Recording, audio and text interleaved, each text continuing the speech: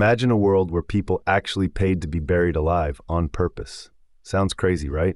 But in 18th century England, there was a bizarre social practice called waiting mortuaries.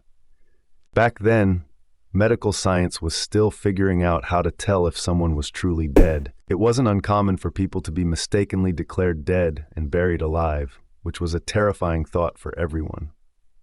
So to avoid the nightmare of premature burial, some families hired watchmen to guard the dead for days, just to be sure. These watchmen, often called dead watchers, had a grim but vital job. They watched the bodies closely for any signs of life like movement, breath, or even a twitch of a finger. They even used bells tied to fingers or tubes to the mouth to catch any sign of awakening.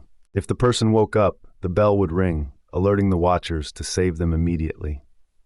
This strange practice highlights just how much fear and uncertainty surrounded death in the past, especially when medical knowledge was limited and diagnostic tools were primitive.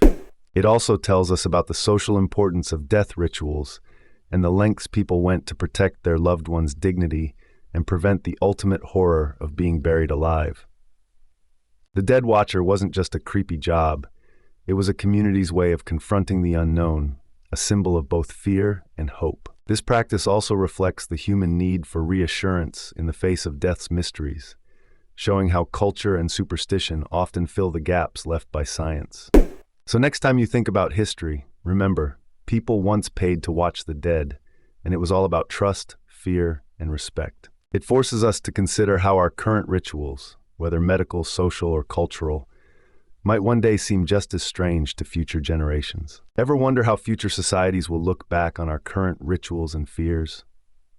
What modern practice today might seem just as bizarre centuries from now? Perhaps our reliance on technology or the ways we manage life and death will be viewed with the same mix of curiosity and disbelief as waiting mortuaries are now.